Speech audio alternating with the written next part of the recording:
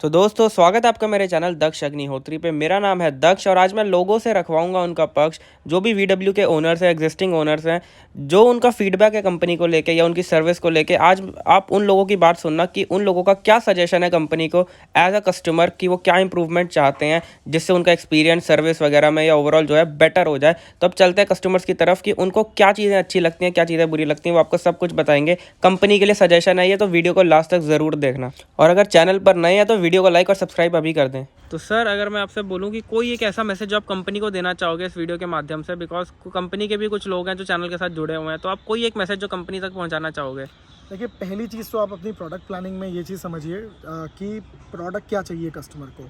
कहीं ना कहीं आपने प्रोडक्ट तो बहुत अच्छा बनाया, लेकिन आपका जो पोर्टफोलियो है it is missing certain things. जैसे कि मैं बात करूं, आपने 1.5 में DSG दी, आपको टॉप लाइन ज़रूर देनी चाहिए। लोग पैसा लगाने के लिए तैयार बैठे हैं। मेरे जैसा बंदा, मैं आज कह रहा हूं आपसे, आप 1.5 टॉप लाइन लॉन्च करो, मैं खरीद लूँगा उसको। सही बात, ठीक है। और जिन्होंने पहली गाड़ी लेनी है, मैं तो चलो बदलूंगा, जिन्होंने पहली लेनी है वो तो डेफिनेटली उसको लेंगे। आप वो प्रोडक्ट लाओ, तो पहली चीज़। दूसरी चीज़, आपने इस गाड़ी में कुछ चीज़ें आपको और ध्यान देनी चाहिए थी। जैसे आपने जो उसका टायर साइज़ दिया है, इस टायर साइज़ में केवल 2-3 ब्रांड आते हैं जो कि मतलब एक जो VW पसंद करता है उसको परफॉर्मेंस या अच्छे टायर जैसे मिशलिन्स वगैरह हो गए वो पसंद आता है। जो ये 205 5517 है, इसमें आपके मिशलिन्स, योकोहामा, अर्थवन वगैरह नहीं आते हैं। बिल्कुल। इसमें आपको वही C8 या गुडियर लेना पड़ेगा। तो मतलब एक थोड़ा बेटर टायर का ऑप्शन होता, तो ये चीज़ नहीं करनी चाहिए थी।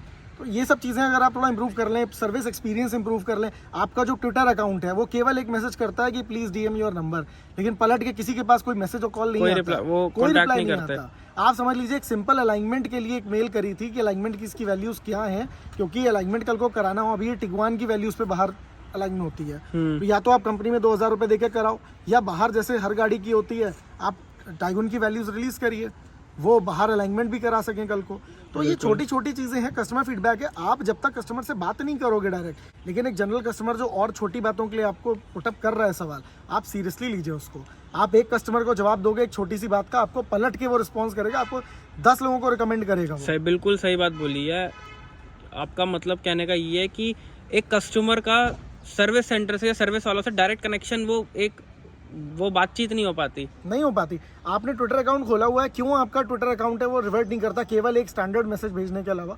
बिल्कुल सही आपकी बात है। मेल आईडी पे मेल डायरेक्ट कांटेक्ट नहीं है इन लोगों से। अगर किसी को कोई दिक्कत आ जाए, तब तक नहीं हो पाएगा जब तक आपका कोई बड़ा इशू ना हो। बहुत इशू जनरली VW कहती है कि भाई डीलर के थ्रू ही सारी प्रॉब्लम सॉल्व होंगी, लेकिन कुछ केसेस में डीलर भी है, उनके पास भी आंसर्स नहीं है, हेल्पलेस हो जाते हैं। आप समझिए एक नया प्रोडक्ट है, डीलर भी नए हैं आपके, उस गाड़ियों में ट्रेंड आपके मतलब सर्विस सेंटर में लिमिटेड लोग हैं, तो कहीं ना कहीं कुछ ना कुछ फीडबैक कंपनी को भी डायरेक्ट लेना चाहिए। तो मेरे ख्याल से कंपनी टू कस्टमर इंटरेक्शन आपको बढ़ाना चाहिए। तो आपके हिसाब से कंपनी को क्या ऐसा करना चाहिए कि ये जो प्रोपेगेंडा ये खत्म हो जाए कि सर्विस बहुत महंगी है VW की? पहली चीज़ तो ये है ना कि आप समझिए, VW ने नो डाउट कुछ चीज़ों में मैं भी मानता हूँ कि जो इनकी पोलो वाली क्वालिटी थी उससे 10% कट डाउन किया, ठीक है स्टिल, लेकिन ये अपने सेगमेंट में अभी भी बेस्ट है।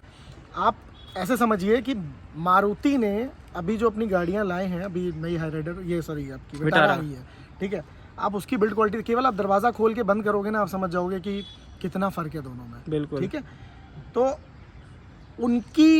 उन्होंने कितना हल्का करा हुआ है उस पर कभी किसी ने फोकस नहीं किया, लेकिन VW ने हल्का सा भी करा होगा तो उस पर बहुत ज़्यादा फोकस होता है, ठीक है। कंपनी को ये चीज़ समझनी चाहिए कहीं ना कहीं कि आप ये जो नेगेटिव चीज़ें आ रही हैं इसमें आपको मिक्स्ड मिलेगा। आपको कुछ लोग ऐसे मिलेंगे जिनके पास गाड़ी नहीं है लेकिन वो नेगेटिविटी फैला रहे हैं, उनके अपने ऑब्वियसली एजेंडाज होते हैं, बट आपको कहीं ना कहीं फिल्टर डाउन करना पड़ेगा आपके कस्टमर कौन है। जो नेगेटिव प्रोपेगेंडा फैला रहे हैं फैलाने दीजिए। आपकी गाड़ी वर्ड ऑफ माउथ से बिकती थी और आगे भी बिकेगी, तो आपके जो कस्टमर है अगर उनका कोई इशू आ रहा है, कोई ऐसा इशू है जो ठीक नहीं हो सकता है, आप गाड़ी रिप्लेस कर दीजिए। आपको कितनी गाड़ियाँ रिप्लेस करनी पड़ेंगी? 20-25, लेकिन आप सोच सकते हैं कि उसका क्या फ़र्क पड़ेगा। जो ठीक नहीं हो सकती है आप चेंज कर दीजिए। VW की सर्विस कतई महंगी नहीं है, पार्ट अगर थोड़े महंगे हैं तो वो ज़्यादा समय चलते हैं, रिलायबल होते हैं, इससे आप वैल्यू निकालिए ना। तो ये चीज़ें बताने को कौन बताएगा ये चीज़ें? आप समझिए, VW ने कभी कम्युनिकेट ठीक से कस्टमरों को नहीं किया कि हमारी सर्विस सस्ती है। मैं बताता हूँ सस्ती है बाकी लोगों से।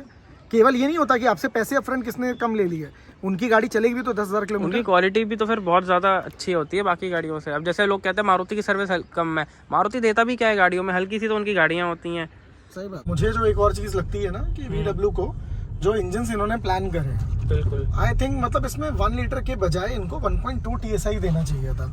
अगर 1.2 TSI देते, देखिए इसमें 1 लीटर की जगह आप कह रहे हैं। हाँ, बात क्या है कि पावर की कमी नहीं है, बट ये अगर एसी का इशू आया, इन्होंने प्रोग्राम ट्रिपिंग रखी हुई है, तो समवेयर मुझे लगता है कहीं ना कहीं पावर को ही कॉम्पनसेट करने के लिए करा होगा।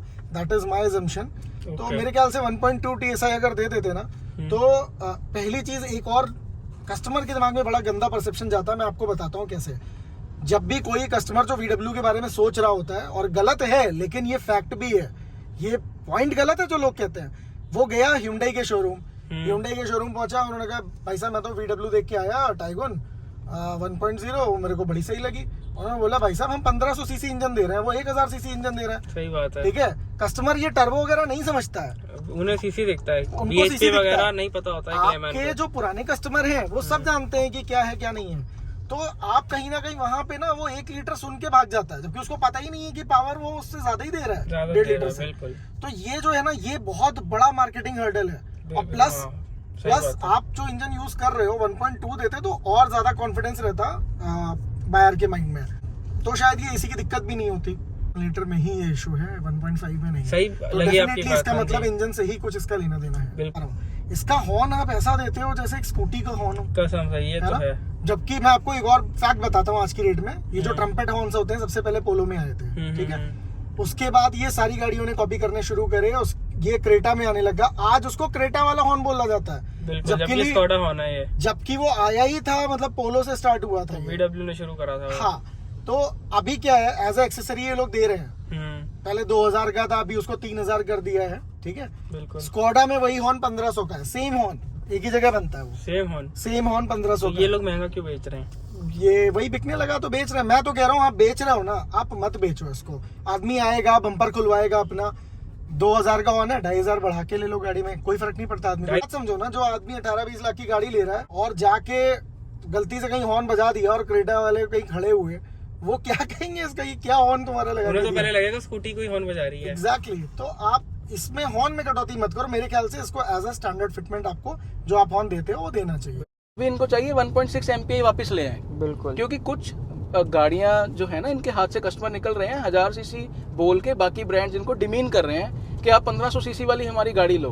कस्टमर को नेचुरली एस्पिरेटेड और टर्बो चार्ज के बारे में मालूम ही नहीं है। सही बात तो है। आपके पास अगर 1.6 MPI यूरो 6 वाला अगर है एमिशंस वाला, तो उसको भी साइड में आप रखिए। कस्टमर को मत जाने दीजिए। जिसको टर्बो चार्जर चाहिए वो टर्बो चार्ज ले लेगा, जिसको MPI चाहिए वो MPI ले लेगा।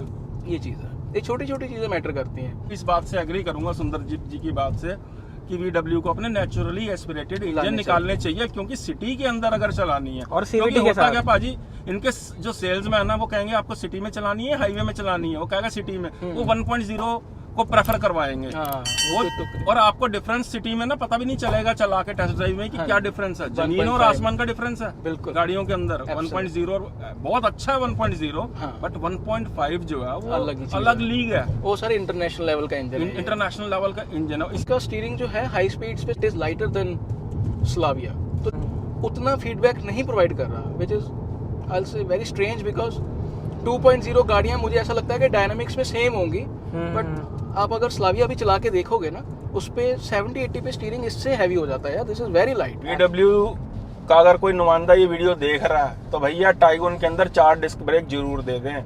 हाई स्पीड के ऊपर कहीं ना कहीं ब्रेक बाइट की कमी महसूस होती है, उसके अंदर रुकती है, बहुत अच्छी है, बट एक जो आपका फियर फैक्टर होता है ना वो खत्म हो जाता है अगर आपकी बाइट अच्छी मिल रही हो। और आपको कुछ फीचर्स इसमें मिसिंग लगते हैं जो आपके हिसाब से होने चाहिए थे यार, पर दिए नहीं कंपनी ने? फीचर्स तो यार ये एसी वाला तो नॉब्स इतनी अच्छी थी, वो क्या जरूरत थी तुम्हें, वो इन्होंने कर दिया फालतू का। ऑटो डिमिंग की है थोड़ा, ऑटो डिमिंग जो है ये, हाँ मस्ट हैव फीचर तो बस यही था, क्रूज कंट्रोल मिल जाता था तो वो थोड़ा मेरे को लगता है, बट क्रूज कंट्रोल भी नहीं दे रखा क्योंकि हाईलाइन में भी मिलता है। राइट। तो दोस्तों यही थी आज की वीडियो। इसमें आपने देखा कि जो VW के ओनर्स हैं वो क्या कंपनी के लिए अपना सजेशन रखते हैं, क्या उन्हें दिक्कतें हैं, वो चाहते हैं कि इंप्रूव हो VW की सर्विस में या VW से रिलेटेड। तो दोस्तों अगर आपका भी कोई सजेशन है कंपनी को तो आप कमेंट करके ज़रूर बताना, क्योंकि कंपनी के भी कुछ लोगों ने चैनल को सब्सक्राइब करा हुआ है तो वो भी वीडियोस देखते हैं। तो जो भी आपके मन में डाउट है VW को लेके या आप कोई इंप्रूवमेंट के लिए कोई सजेशन देना चाहते हैं तो नीचे कमेंट करके ज़रूर लिखना। एंड अगर मैं एज अ टाइगून ओनर को सजेशन दूँ तो मैं ये दूंगा कि यार अभी जो पहले टाइगून आती थी उसमें जो है ये फैब्रिक की सीट्स देते थे, एंड अब जो नए स्लॉट में है ये वेंटिलेटेड सीट देने लग गए हैं। तो यार जो पुराने बायर्स हैं उनका क्या होएगा? जो बंदा 21 लाख खर्च कर रहा था वो 21.5 लाख या 22 लाख भी खर्च कर सकता था, लेकिन उनके पास कोई ऑप्शन ही नहीं थी वेंटिलेटेड सीट्स की। बट अब तुम दे रहे हो तो जो पुराने बायर्स हैं उनका क्या होएगा? क्या उन्हें चेंज करवाने का मौका मिलेगा या ऐसा कुछ होएगा? तो उसके ऊपर कंपनी का क्या जवाब है मैं भी जानना चाहूँगा। तो बाकी आपका कोई सजेशन हो तो कमेंट ज़रूर करना। बाकी वीडियो पसंद आए तो वीडियो को लाइक और चैनल को सब्सक्राइब ज़रूर कर देना। मैं ऐसा कंटेंट आपके लिए लाता रहूँगा। Thank you so much.